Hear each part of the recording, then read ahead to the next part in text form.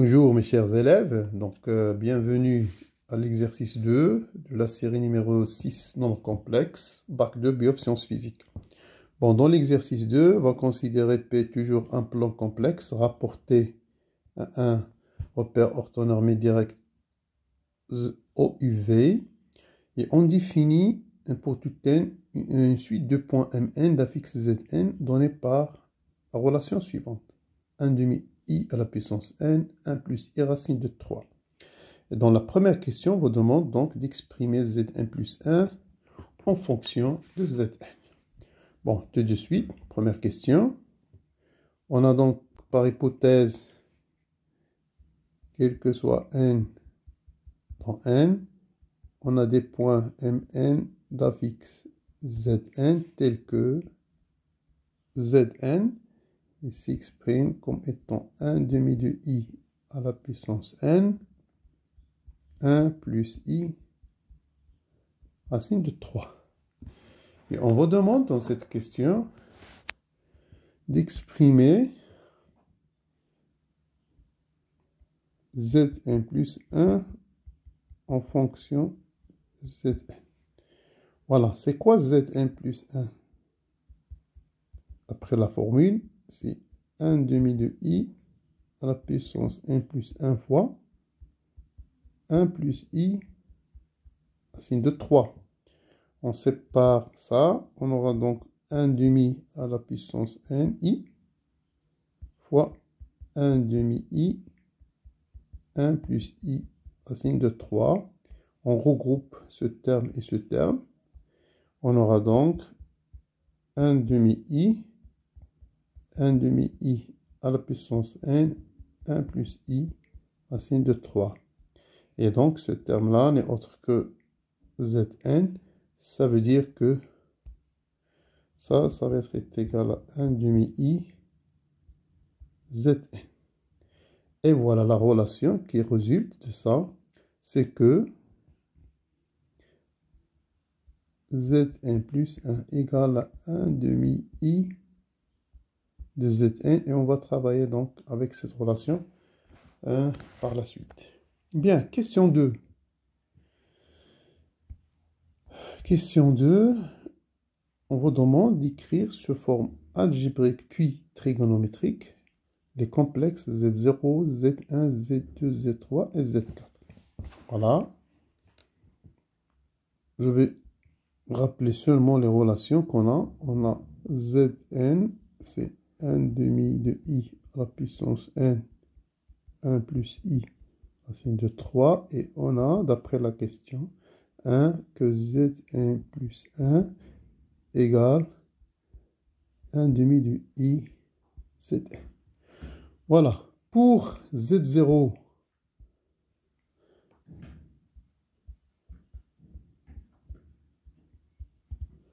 donc la forme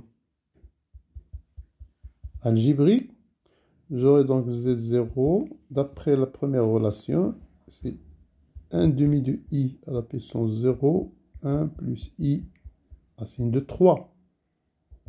Et 1 demi I à la puissance 0, c'est 1, ça donne 1 plus I racine de 3. Ça veut dire que la forme algébrique de Z0, c'est 1 plus I racine de 3. Voilà. Et pour la forme trigonométrique, qu'est-ce qu'on fait? Je vais chercher le module de Z0, ça sera 1 plus 3 le tour racine, ça va nous donner 2. Et donc, je vais écrire Z0, 1 plus I racine de 3, je factorise par 2, ça va nous donner 1 demi plus I racine de 3 sur 2. Finalement, donc la forme trigonométrique de Z0, ça sera 2 facteurs, 1 demi c'est cos pi sur 3, plus I sinus pi sur 3. Voilà. Maintenant, on passe au complexe Z1.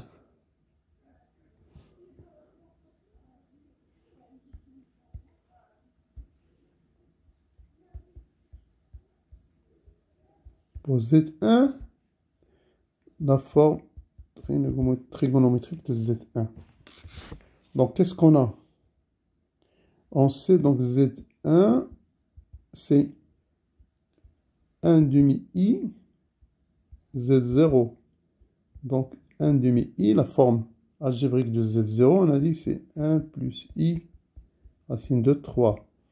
Et ça va donner, en multipliant, ça va donner donc 1 demi I moins racine de 3 sur 2. Ça veut dire donc que la forme algébrique de Z1, c'est moins racine de 3 sur 2 plus I 1 demi. Maintenant, la forme trigonométrique. Bon, ça, c'est la forme algébrique. La forme trigonométrique, on va donc utiliser la relation de tout à l'heure. Z1, c'est 1 demi I Z0. On a déjà calculé la forme trigonométrique de Z0, c'est I. On a dit Z0, c'est quoi? C'est 2 facteurs de cos. Pi sur 3 plus I sinus pi sur 3. Et donc, 1 demi I, c'est exactement exponentielle I pi sur 2 fois 2. Et ça, l'écriture complexe, c'est exponentielle I pi sur 3. Donc, ça va donner, le 2, ça va partir avec 1 demi, ça avec ça. Et on aura exponentielle I pi sur 2 plus pi sur 3. Et donc, ça va donner donc exponentielle I 5 pi sur 6. Ça veut dire que la forme trigonométrique de Z1, c'est cosinus 5 pi sur 6 plus I sinus 5 pi sur 6. Voilà. On passe maintenant à Z3, à Z2, pardon. Donc le complexe Z2.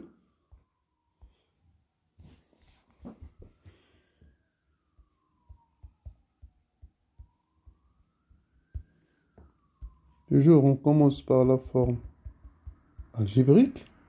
On a dit que Z2 est égal à 1 demi I Z1, d'après la question 1. Donc 1 demi I, et donc Z1, la forme algébrique de Z1, on a dit c'est moins racine de 3 sur 2, plus 1 demi I. Donc en effectuant le calcul, on trouve que c'est moins racine de 3 sur 4 I moins 1 quart, c'est-à-dire que la forme algébrique de Z2, c'est moins 1 quart, moins racine de 3 quart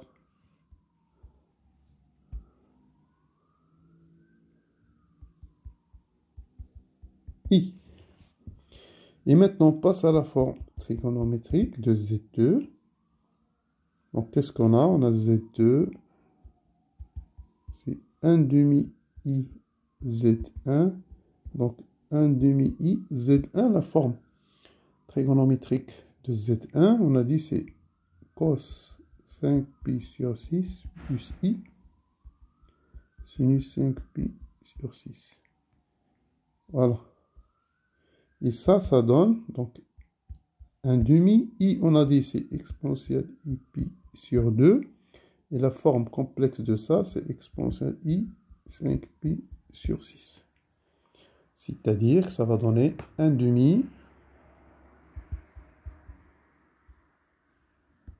Ça va donner donc, faisons le calcul, 1 demi exponentielle I pi sur 2 plus pi sur 6. Ça donne 1 demi exponentielle 5 pi sur 6 là. 8 pi sur 6. Et donc, Z2, ça sera 1 demi. Hein, et ça, c'est 1 demi exponentielle I 4 pi sur 3. Donc ça sera 1 demi cos 4pi sur 3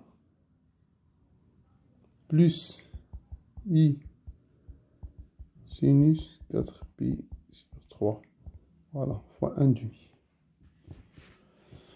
On arrive à Z3 maintenant.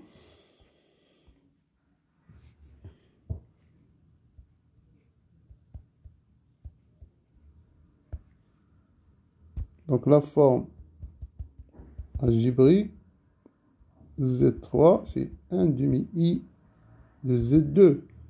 C'est 1 demi i. La forme algébrique de Z2, c'est moins 1 quart moins racine de 3 sur 4i. Donc si vous effectuez le calcul, on trouve que c'est racine de 3 sur 8 moins i 1 huitième. Donc voilà la forme algébrique. Pour la forme trigonométrique, en Z3, ça sera 1 demi i Z2.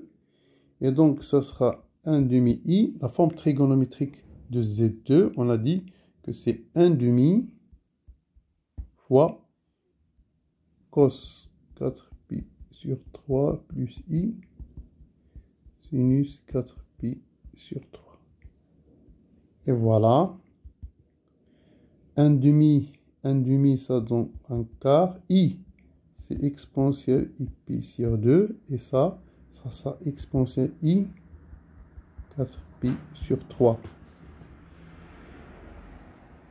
Ça va donner, on effectue un calcul, 1 quart exponentielle i pi sur 2 plus 4pi sur 3. Et ça donne 1 quart exponentielle i. Et vous trouvez que c'est 11 pi sur 6. Voilà. En mettant un même dénominateur. Or, 11 pi sur 6, ça s'écrit 12 pi moins pi sur 6. Et ça donne donc 2 pi moins pi sur 6. Et voilà, en utilisant ça, on trouve que Z3, c'est exactement 1 quart de exponentielle moins i pi sur 6. Ça veut dire que la forme algébrique de Z3, c'est 1 quart facteur. Donc, cos pi sur 6 moins i sinus pi sur 6. Voilà. Finalement, on arrive à Z4. Voilà. On arrive pour Z4. La forme algébrique. Donc on aura Z4, c'est 1 demi i Z3. Et ça va donner donc 1 demi i. La forme algébrique de Z3, on a dit que c'est racine de 3 sur 8 moins 1 sur 8i. Et donc ça va donner, en faisant le calcul, 1 sur 16 plus i, racine de 3 sur 16. Voilà donc Z4. La forme algébrique, c'est 1 sur 16 plus i, racine de 3 sur 16. Maintenant, pour la forme trigonométrique, toujours on utilise la même formule. Z4, c'est 1 demi i Z3, 1 demi i, et on remplace Z3 par la forme trigonométrique. Donc, on a trouvé dans Z3 que c'est 1 quart cos sur 6 moins i sinus pi sur 6. Voilà, ça va donner donc 1 demi fois 1 quart, c'est 1 sur 8. I, c'est exponentielle i pi sur 2. Fois, donc ça, c'est exponentielle moins i pi sur 6. Et voilà, c'est 1 huitième exponentielle i pi sur 2 moins pi sur 6. Et ça donne 1 huitième exponentielle pi sur 3. Ça veut dire donc que Z4, c'est exactement 1 sur 8 cos pi sur 3 plus i sinus pi sur 3. Voilà donc ceci mis fin à la question 2 de l'exercice 2. On passe à la question 3. Dans cette question, on vous demande de montrer que pour tout n, mn plus 1 est égal à racine de 5 sur 2n. Bon, tout d'abord, donc pour tout n, dans n, on va donc calculer Zn plus 1 moins Zn. Et ça va donner quoi? Je remplace Zn par sa valeur, c'est 1 demi i à la puissance n plus 1 plus i racine de 3 moins 1 demi i à la puissance n, 1 plus i racine de 3. Et là, je vais séparer, j'aurai 1 demi i fois 1 demi i à la puissance n fois 1 plus i racine de 3. Donc, j'ai séparé cette quantité, moins 1 demi i à la puissance n, 1 plus i racine de 3. Et je vais donc factoriser par ça. Ça donne 1 demi i à la puissance n, 1 plus i racine de 3, facteur. Donc, de moins 1 plus 1 demi i. Voilà. Maintenant, c'est quoi le... Maintenant, quel que soit n dans n, mn plus 1, c'est exactement le module de la fixe Zn plus 1 moins Zn.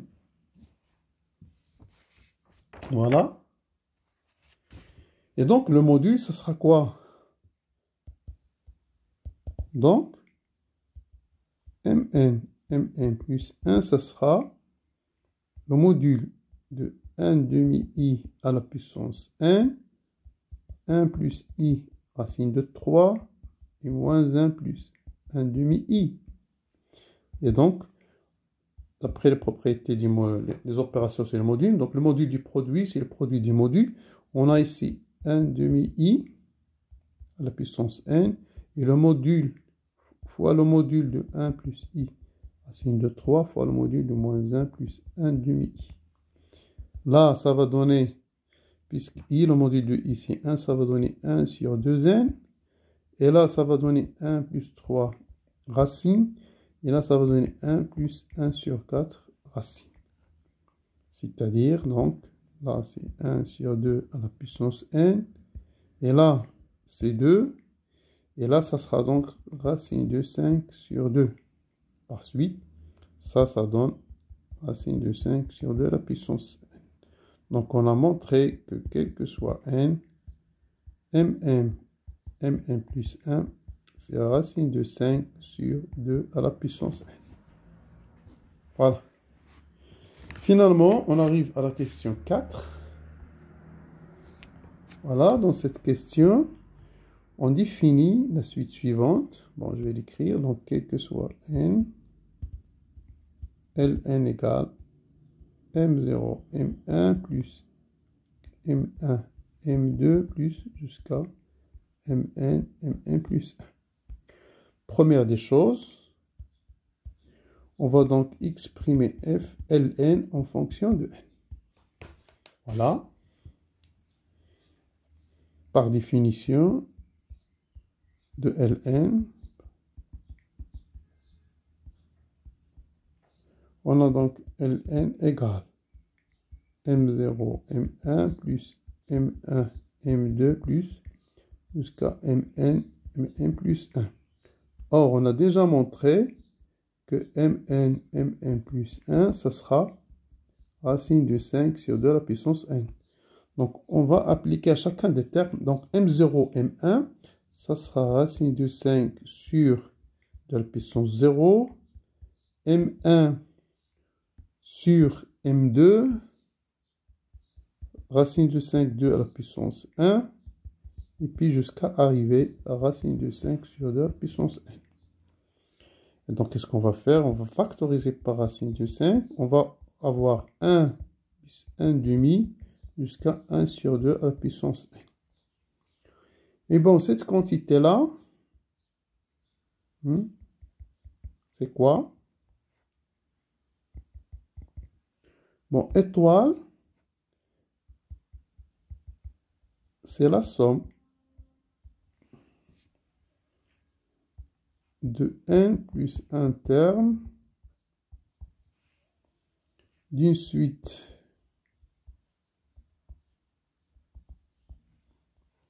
géométrique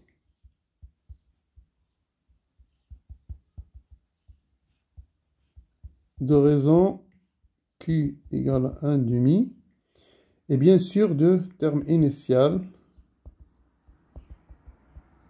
égale à 1.